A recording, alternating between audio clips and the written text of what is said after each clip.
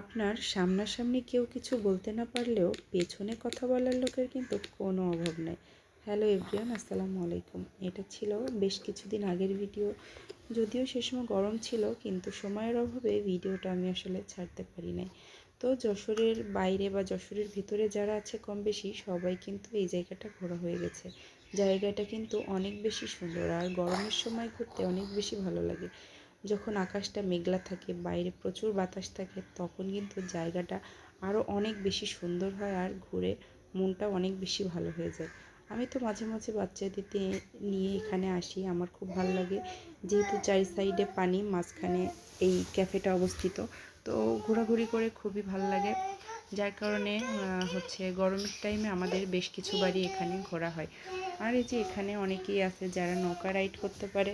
তো যেহেতু আমাদের সঙ্গে ছোট বাচ্চা, তো আমরা আর এই রিস্কটা নিলাম না, কিন্তু তারা যে কতটা মজা করতেছে এটা কিন্তু আমরা দূর থেকে বসেই বুঝতে পারতেছিলাম। তারা কিন্তু খুব মজা করছিল। আকাশ ছিল মেঘলা, ওয়েদারটাও ছিল অসম্ভব সুন্দর। তো পরে আর কি, নৌকাতে তো আর ঘুরতে পারলাম না। মেয়ে বলতেছে চলো আমরা দোল খাই। তো সে নিজে নিজে দোল খাচ্ছিল, আমি তার ভাইকে নিয়ে একটু দোল খেয়ে দিলাম, কারণ ছোট বাচ্চা, সে তো আর একা খেতে পারবে না। তো বাচ্চাদের রিফ্রেশমেন্টের জন্য হলেও মাঝে মাঝে বড়দের তাদের বাইরে নিয়ে ঘোরাঘুরি করানো উচিত, কারণ একঘেয়েমি জীবন কখনোই ভালো লাগে না কারো। আর বাচ্চাদের বুদ্ধি বিকাশ, মেধা বিকাশের জন্য যত বাইরে নেওয়া যাবে ততই ভালো। তাদের প্রকৃতির সাথে সবসময় পরিচয় করাতে হবে, এটা অবশ্যই তাদের জন্য অনেক বেশি উপকারী। আর আমাদের পেছনে কথা বলার লোকের কিন্তু আসলেই অভাব নয়। আপনি যে ভালো আছেন সেটা অনেকেই ভালোভাবে নিবে না।